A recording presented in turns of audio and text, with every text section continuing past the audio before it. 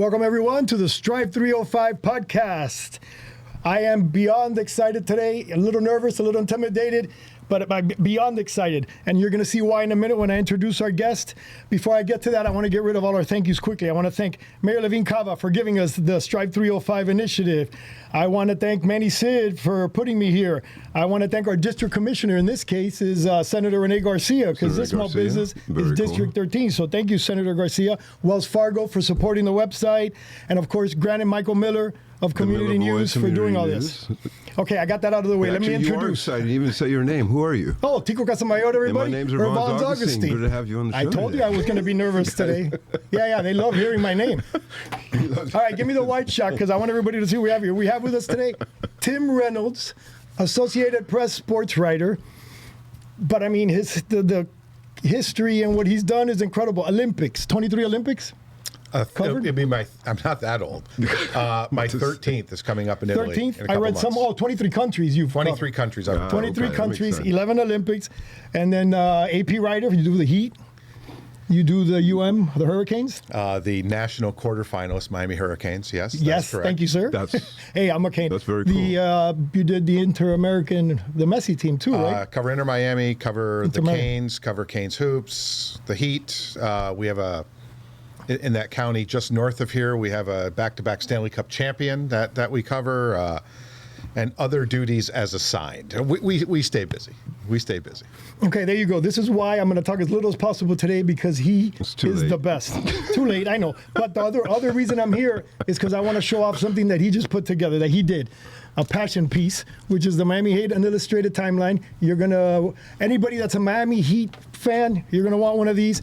Anybody that got a really cool gift and didn't get a good gift this year for Christmas or holidays, you're going to want to get them this. An awesome gift. Yes, I have it. Well, you're not going to believe it. I have mine in my house, and my wife puts it in the center, right there, and there's a coffee table in the middle. And she doesn't put anything because she's very picky about what goes on that coffee table. I'm very appreciative. And I had to pull mine out of there to bring it over here today, and she wants it back. And that's because she met you. She loved you. She heard you speak. She loves your wife. Everything about this guy I love, but I have to stop talking because you can see I'm overly excited. So, Irvans, take over, do your thing. And another one thing I just wanted to say before you go. When can I jump in with a question? Shush. Does one Tico know what decaf is? No. Actually, no. This is what this is full of. One last thing. My small business people out there, the ones that are the reason that you're here, to learn about small business, to see you follow your dream, follow your passion. This is what he's done. This man doesn't need to write a book like this. He doesn't need to do this. He's done this out of a passion project, turned himself into a small business. The vein is coming down your neck again. You should drink some water. Yeah. I'm getting jazzed up. All right, go. Take over, guys. I made my intros. I'll be quiet now. Thanks so much for getting Tim on here today, because this is awesome. It's actually a really great book. I hadn't seen it. He mentioned it several times, but I actually hadn't seen it in person. And impressive pedigree. You've done some amazing work in a really amazing industry that's so deep. But as a writer, the first thing I was just curious about, for you, why did you do a picture book? There's so much you could say in so many stories, but you focus on... the first thing that struck me about this book is the pictures. And there are a lot of them. There's at least a couple hundred of them in there. And, well, for starters, thanks for having me. Tico, take a breath. It's okay. It's okay. We're good. I'm so overrated. The publisher, this company out of St. Louis called Reedy Press, not a big publishing house. And so that appealed to me right away. They reached out to me somewhat cold. And... I can't remember if it was an email or a phone call, but it was, late in 2024. And they're like, hey, we got your name. These are the books we do. They do a couple of different kinds of books. They do some fun, 100 places, 100 things to eat in Kansas City. Things like that. Yeah. Fun, light reads. And they also do these illustrated timeline books. And they had just gotten into the sports space. They had just done one with the Boston Celtics. Coincidentally, the Celtics happened to win the championship around the time that book was coming out. Yeah. And it worked out well for the publisher and for the author and all that. And they're like, we want to do a Heat book. We know the Heat have an enormous following. They're a global brand.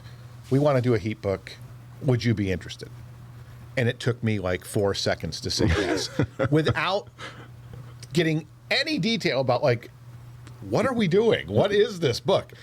So what we try to do with the book, you try to tell you a bunch of stories that either you know or you're going to know a different way, maybe some stuff you don't know.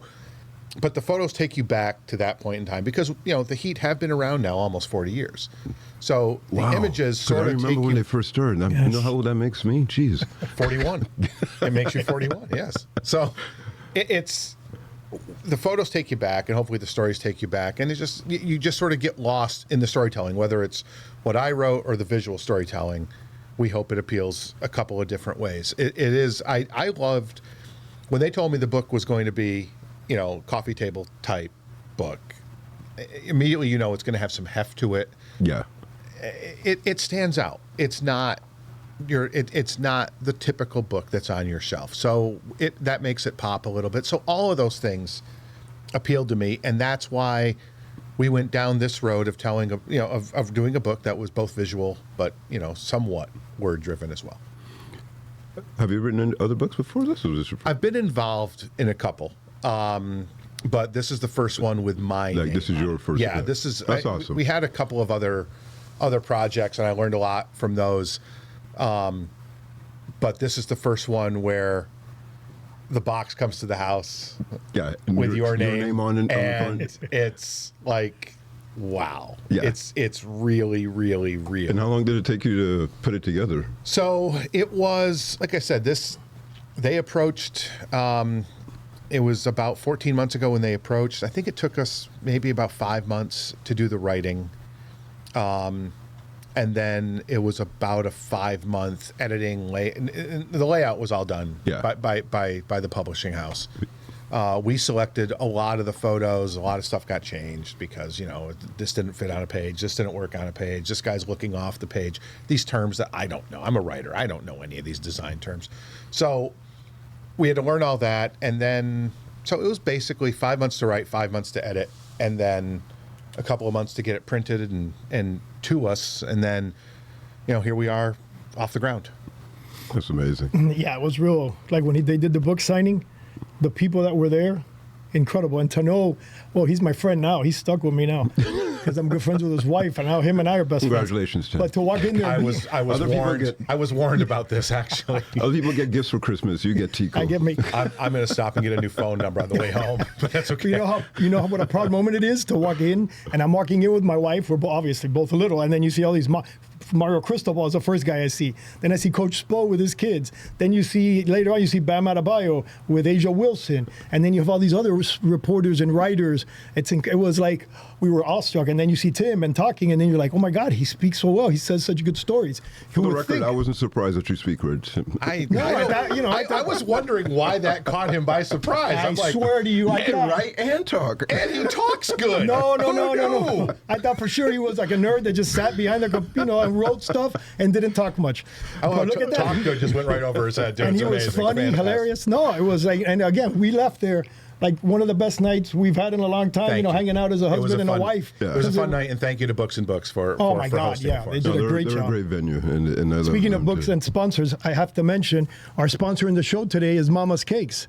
Look at this delicious cake that we have here. The girls came all the way from also Miami Lakes, and they acquired this company. They started it. They're kicking it off this month. But we're going to be interviewing them soon, so you'll be able to see their show and their story. Another small business. That's awesome. A story that's beautiful. About that because I know you Success didn't arrange story. this because this actually looks really nice. So I'll definitely have to taste that. That's awesome. We'll What's do that name at the end of the show. Mama's Cakes. Their website is out. They've launched already. I think they even have a deal. I don't know if I'm allowed to mention about the deal. Yes, we the can talk about HSN, them the in a Home second Shopping and Network find deal. out. So it's very exciting. That's very cool. But okay, sorry, that was what do you call it? Intermission. Now back to the show. Did they say why this book and why now?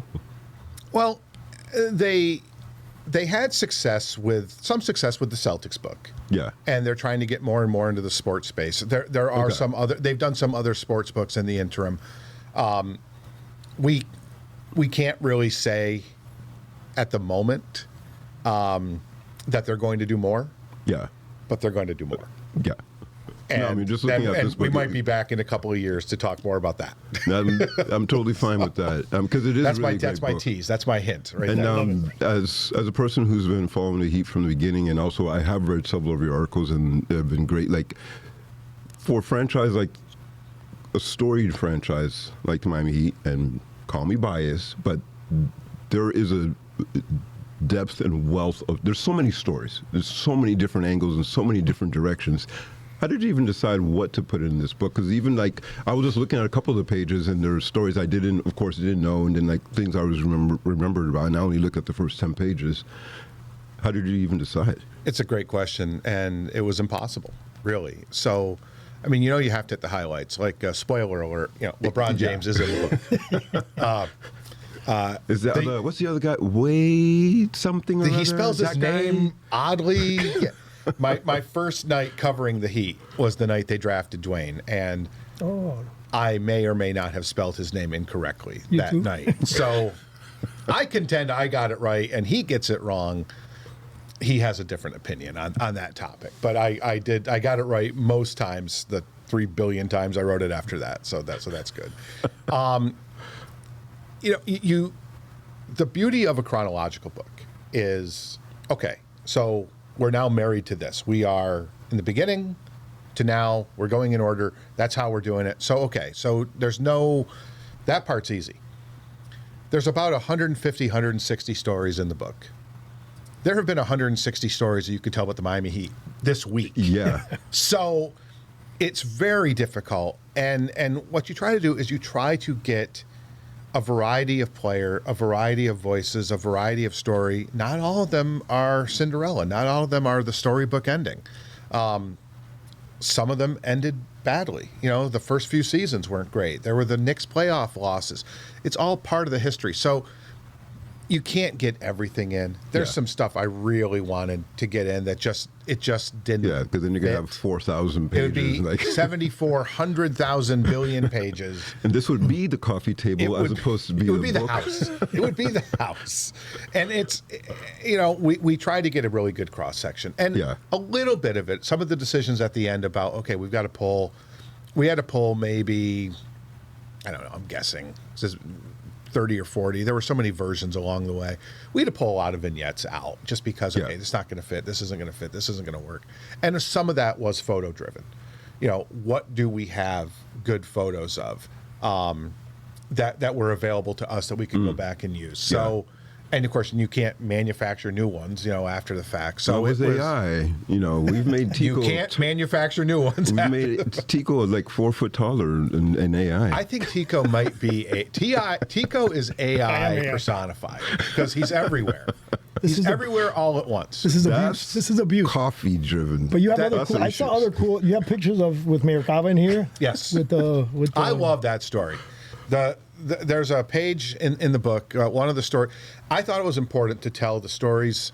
Look, if you're a casual Heat fan, they won a championship in 2006, 2012, 2013. Mm-hmm. If you are a Heat hater, they lost the finals 4 other times. If you were aware of the pandemic, they lost in the bubble. I was in the bubble for 94 days. That's another cool story too that we would love. We're gonna have to do an hour show today, please. That's a unique perspective. It was all everything you can imagine and then some, and it was great and terrible and all those things. We tried to remind people that there's more to this team than just what happens on the 94 by 54, and the little things like how they responded to Parkland and how one of the victims of that shooting got buried in a Dwayne Wade jersey. Still get goosebumps when I think about that. I didn't know that. Yeah, this community means a lot to this team, and not just to the Heat, to all the teams down here. Like, they understand their civic responsibility, and they're great at really being there in the moments when you need, when the community needs their teams, their athletes, their heroes to step up. We're very lucky in this market that it happens. Yeah. To me, when Surfside happened, and there's a photo in the book, I think it's my wife's favorite part of the book. Mayor Cava is walking to the site, and Mayor Cava is not a tall lady. Udonis Haslem is a tall man, and he has his arm just draped over her, and she just looks so safe. Like, we're gonna get the picture. If you're just looking at the picture, and if you didn't know what happened at the Towers, if you just look at the picture, you knew two things. One, something terrible happened, and these people are going to get through it together. If you just look at the picture, you know that much. Yeah. 100%. Yeah. I thought it was really important to put things like that in the book to remind people that the Heat care about more than just basketball. And I know Mayor Cava is aware of that page. And Guess who told her? I'm aware of that too. But it's important to show, and I've always tried to do, I mean, sometimes when you go to a game, you go to a game. I mean, you go to a game, you tell the story of a game, and that's it. When we have the opportunity to tell the stories of athletes, coaches, executives as people. As people, yeah. That's what I can do. That's what I can bring you. If you want to know what happened in the game, you watch the game, or you get on your phone, or you get on your laptop, and you look at what happened in the game, and you know the score. Yeah. It was 105 to 103. Okay, now I'm caught up. They don't need You can me even for get the a game story. transcript now. You don't even need to. Exactly. Yeah. But we have been given, the people in my industry, storytellers, whether it's what I do in writing, whether it's the visual stuff, whether it's news people, pods, whatever it is, we have been given the insane privilege to go into the locker room and get to know these people as people. And hopefully we're asking the questions that a fan would really want to know, and telling the stories that fans don't know just from watching. And so we tried to get a nice cross-section of that in the book as well. That's amazing. You have another one. I keep jumping. Sorry. No But worries. you have another one. You had another picture. Andy Elisburg. Are you aware that I know Andy Elisburg? I am. Did you know that I've known him since he was an intern there? Look, I know I'm you're a aware- reporter. He knows everything. I'm aware you know everybody.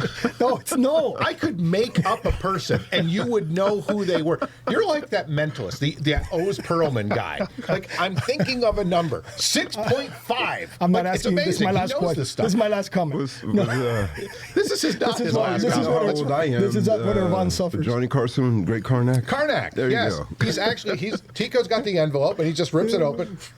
You know, and Okay, we won't do the jokes. Stop it. I'm talking about Stop Andy here. it. Andy is one of the nicest human beings. I met him when he was an intern. He had just started. I go back to the Louis Chaffel days, and we used to print their magazine. Mm-hmm. My father and I, and then there was a guy there that passed away that worked out of our office, and then he would always take me, and I would talk to Andy, coolest guy, huge, tall, son of, and I'm talking, and he's now vice president, manager. And he's the whole thing. Andy's title is GOAT, basically. But to this day, he sees me and he remembers me. He's amazing. How with does he do that? Because he cares. He cares about people. He cares about. Andy will retire with 0.0 rebounds, 0 assists. And in the same vein as Pat Riley and Mickey Arison and Nick Arison, and I shouldn't have started the list because we could fill a whole pod just with me reciting names. Without him, none of this happens. Like, Andy Elisburg is general manager, senior vice president. He is, I hope that's his current title. Andy, if you've been promoted in the last year, forgive me for not paying Sorry. attention. You're him. You're the GOAT. That's your title. You're the GOAT. That should be Andy's title. His job is primarily to figure out how to squeeze all of these contracts into the salary cap and take advantage of all of the different machinations of it, like the aprons and the exceptions and this and that. And okay, I want to go trade for this guy. We can't say names. I want to go trade for this guy. Okay, well, this is what it's going to take. And Andy has the amazing gift of making a salary cap dollar feel like $5. He knows it all. And the CBA has changed, the collective bargaining agreement between the league and its players, basically the rules by which everybody has to play under financially, but from the business side. It's changed umpteen times since Andy's been in the job. I don't know how to keep track of it. But he does. It's such a science. He speaks that language. Yeah. And Andy he graduated from St. Thomas, I think on a Monday, took Tuesday off, and started work at the Heat on a Wednesday. And has not, he's been there from the very beginning. There's still about a half dozen lifers, Heat lifers left. So Andy's this been whole there thing since the around beginning. the Heat and they say it all the time everywhere about culture. Mm-hmm. They really do walk that walk. Oh, they absolutely walk that walk. And look, the culture The culture really took off when Pat Riley came from New York in '95, and Mickey Arison bought the team a few months before that, assumed control again of the team. I think people forget that. Yeah, that's true. You're right. It was almost not in the Arison control, and for a few months there, I don't think it was. And then it came time to sell the team, and Mickey realized, well, I have $68 million, so. And thank goodness he remembered that in time, because who knows what would have happened without that move happening. But it's the culture has all of these. It's a punchline, amongst a lot of the national media. It just is. Yeah. And Miami is for a lot of the national media. Yeah. There's haters everywhere, and I thought I did not like culture being on shirts. I didn't like them selling culture. I didn't like them marketing culture. I liked when culture was just something they did. Yeah. But that's just my, nobody asked me. I don't actually work there. They don't ask my opinion on things. Culture is simply this to me. Culture is you just show up and you work harder than everybody else. That's what they demand of players. That's what they demand of coaches. That's what they demand of the executives. And there are fundamental principles. And Pat Riley is 80. And he is still as driven today as he was at 50. That is the culture. Spo could walk away tomorrow and be in the Hall of Fame with his 2 championships and be like, I'm great, and go live his life. The culture doesn't allow him to do that. They truly walk the walk, and there are so many people there. What keeps the culture real is that there are people there like Andy who pride themselves on being keepers of the culture, on being caretakers of the culture. Seen and unseen. Seen and unseen. Mostly unseen. Yeah. The culture was at its best when it was unseen. Yeah. And then it became this thing, and then it gets out. And Marketing. Look, and this is not just a Heat thing. Like every team. The Yankees have culture. The Dodgers have culture. The Dolphins have culture. Every team has it. How much do you choose to live by it? Right. That's what separates organizations. And the Heat, now that it's out there, they have no choice. Like, they're very proud of it, but is still more unseen than seen. Yeah. How do you, as a writer, balance or navigate writing about nostalgia versus reality? It's easy. It's the reality is what's in front of you. Like, a lot of what I do is going to games, and there's that big, beautiful scoreboard with that weird fireball in the middle of it, but it's cool looking. It's unusual, but it's cool looking.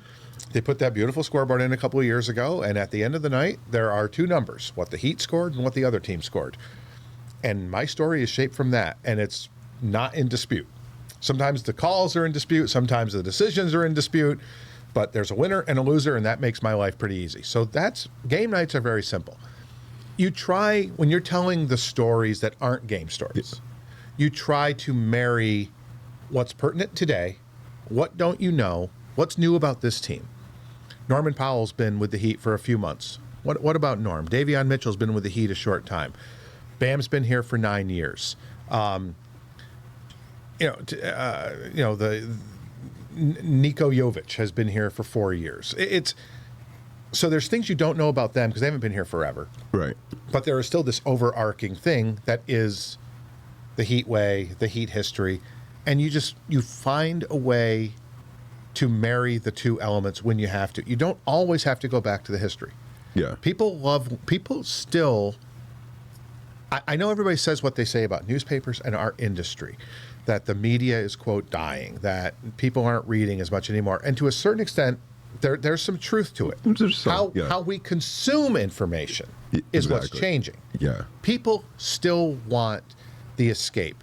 We write books and we write features and we do podcasts and we publish newspapers and things because people still want an escape from their lives. And whether it's 2 minutes or 20 minutes or 2 hours or 20 hours a day, if we can entertain them and maybe inform them just a little bit and tell them something that they don't know and give it to them in a manner that they can digest it easily, they're going to come back. Yeah. So it's just, everyone's like, the field is in trouble. Well, yeah, it is. But it's time for us to evolve as storytellers. I think you're seeing that now more and more through largely through what guys like you are doing. And I think it is fun. I think you can apply it to everything, right? It's always going to evolve, and you have to stay ahead. And I think it's when I opened the book again there, when you're dealing with like individuals and people who are larger than life, some of them physically larger than life, you still. Shaquille O'Neal is a very big man. Yes. And like, I had the pleasure of talking with Alonzo Mourning. I actually just saw him here in the book, and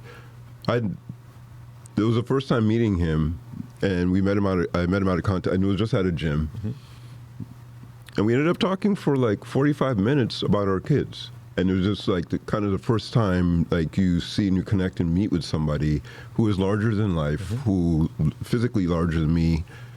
Could be speaking to anybody else who literally wants to, but he still talked to me like a person. And we talked about our kids and schools and other things like that, and about just personal challenges as just being men and people and parents.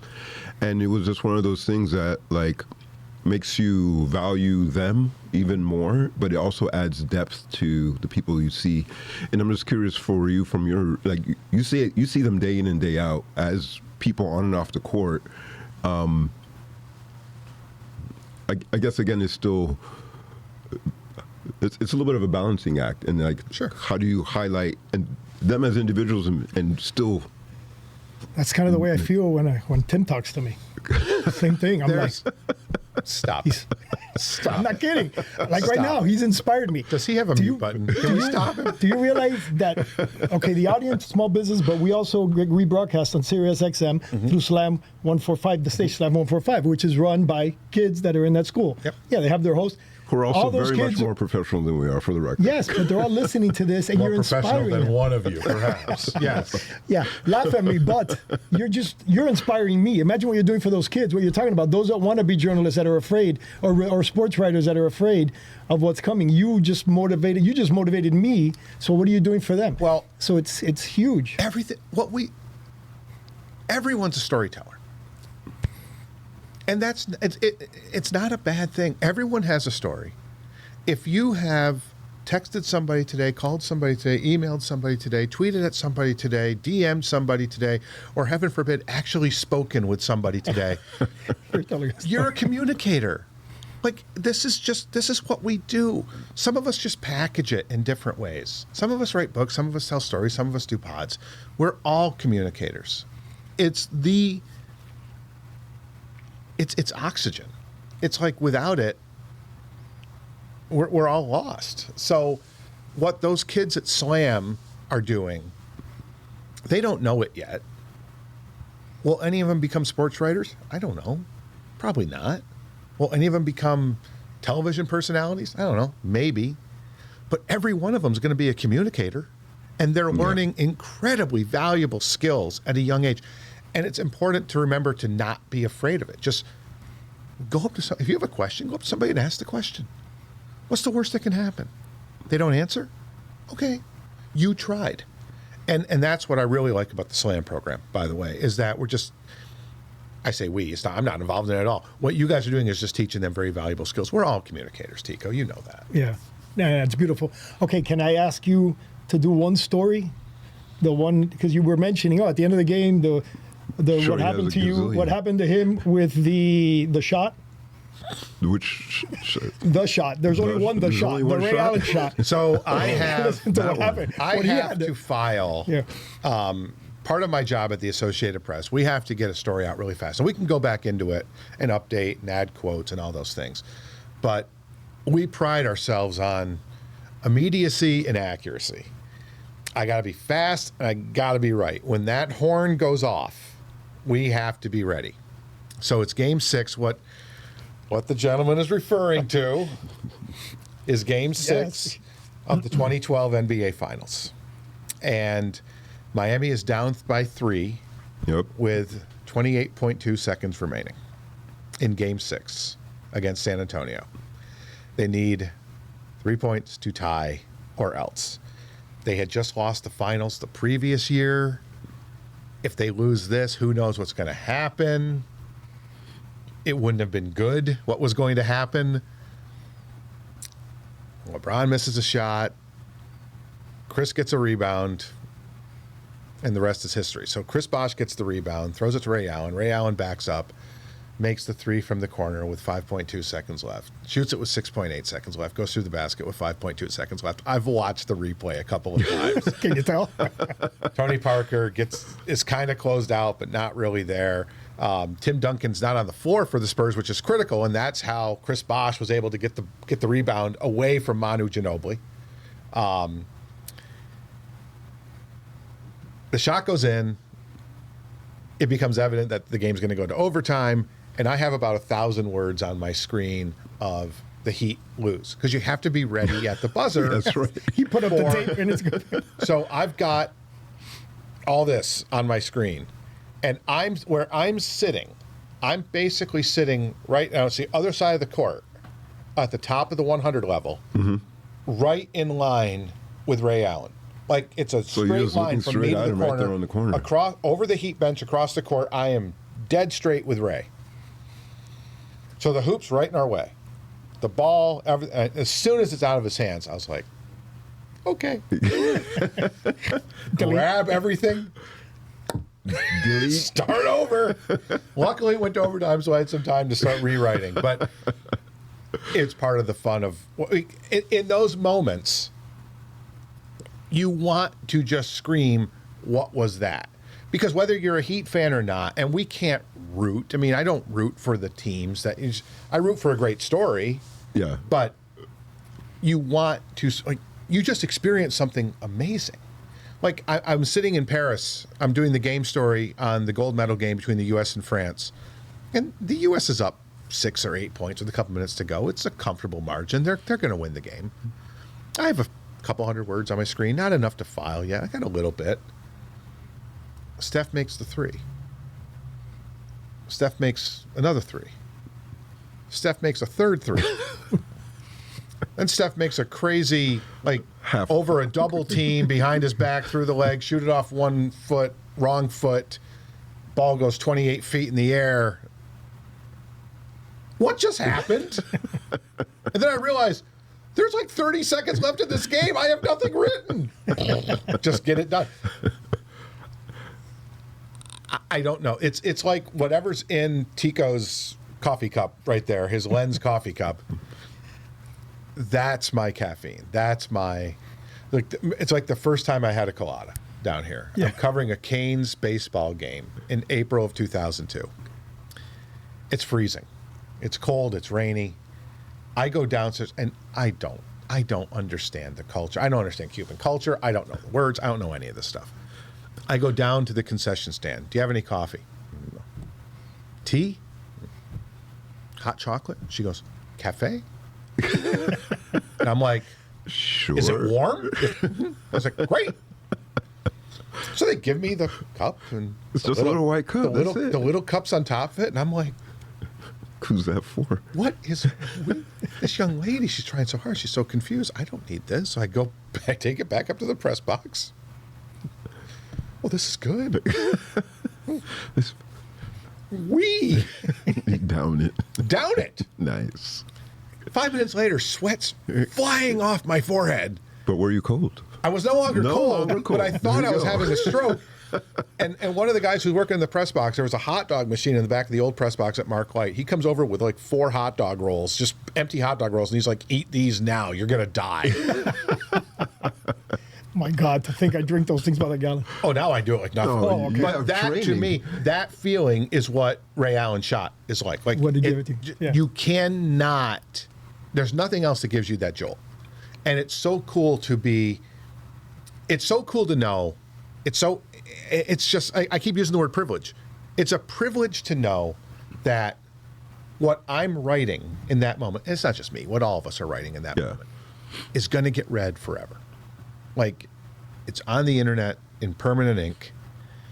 And when 30 years from now, when somebody wants to, for whatever reason, read the story of what happened that night with Ray's 3 and Chris Bosh blocking the 3 at the other end at the end of overtime and the Heat winning Game 6, that story is going to come up.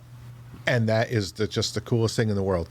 I love telling stories. These things, the book That's the coolest thing in the world now. It's so nice to me that I've gotten to see moments that will live forever, witness, and to witness be able history and be part of it, and to be able to chronicle it, to be able to tell you what the history was and the context of it, and not just what happened, but why it happened and why it's important.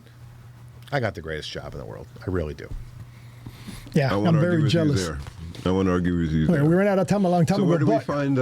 Where can we find this book? It's everywhere. It's at. It's on Amazon, Books and Books, Barnes and Noble. We're hoping to do an event in Miami Lakes. There's another event we're hoping to do. There's a 20th anniversary of this year's of the 2006 championship coming in the next few weeks, and we're going to do a couple.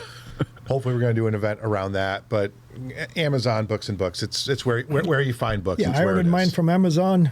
The Miami Heat. 12 weeks before illustrated you were timeline. released. As soon as it popped up, I had already So ordered you it. were the one. I'm the one. Yes. And I know there was some kind of misprint in the beginning. I'm hoping that Thanks, Tico. I want you to check mine. You might have a collector's edition. That would be my dream. Wasn't our fault. We have to check it. It No, wasn't I know. our fault. But It's right now. If anybody's, if anybody's looking for a great Christmas gift, So the Miami Heat, an illustrated timeline. Yeah, illustrates to the listening audience. I Tim can't hear it on the Reynolds. radio. I'm holding up the book. But now, even more important than the book, the newspaper in which he comes out reading the book. And this is very important because this is edited and written by somebody even more important than Tim, and that's Linda Trichetta, my good friend from the Miami Laker. You can see this. She's in my this good friend too. Yeah, he kind of knows her. So you got to get the paper. This is this edition, December 19th edition. So it just came out. This was on my doorsteps this weekend. So That's look amazing. at that. And he's there with Bam Adebayo. Like I said, Asia Wilson was there. In full All the famous disclosure, people. I am married to the author of that article, which is why I can say she's my good friend. Yes, but she. Well, I'm not, but she's still my good friend. She edited Reluctantly. It was.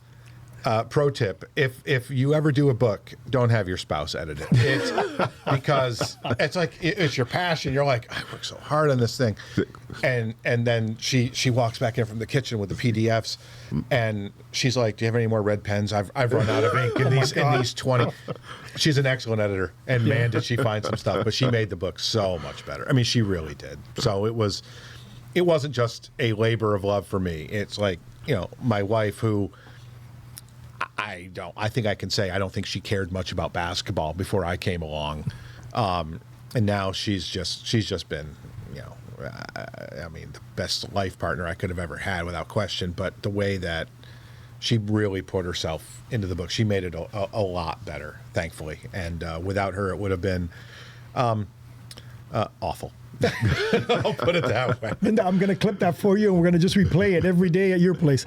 Thanks for coming again. Oh, I love it. Thanks. Yes, Folks, thank you so go much. get I don't want it to yourself a end, Christmas and I don't want it book. to end, but this guy's about to smack me across the head, and any minute now, Grant Miller's going to run in here. We're way over time. Tell me, go ahead. No, I'm just saying, folks, go get your Christmas gifts and. Yeah, no brainer. Nowhere Best else- investment nowhere you else can to- make.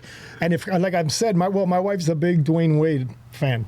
Has been. I'm trying to get her into the new guys, but she goes, I don't see Dwayne Wade there. So she's like ignoring it, but I'm starting to teach her hero, and bam, hopefully they're all going to stay there. But so hopefully she'll get back. But the book is literally, you don't understand how That's you got a to come to my great looking house and you see how picky she is with every little thing. I'm not allowed anything anywhere. And that thing sits right there in front of in front of the TV His in the wife is family his room. life editor and just. Yeah. It's- Yeah, that's everything. it's- Even the shirt I'm wearing today. This is from Christmas Vacation. Yes. Oh. We watch it every year. It's a tradition. We have to watch it every year. I know that movie by heart. So that's why I chose the shirt today. All right. Sorry. Thank you, I thought everybody. it was Arm Day. No, it's not my fault. I try to buy them. at the kids stores. I buy them extra. So that way Medium. it looks medium, Mediums, makes it yes. better. Here we go. Back to abusing me. Why? I don't know. Thank you, Tico. Anthony, get us out of here because you know me. I won't shut up. Thank you, Tim. Thank you. Really Goodbye, appreciate it. folks. Thank you, Thank you. Irvans. Thanks for calling.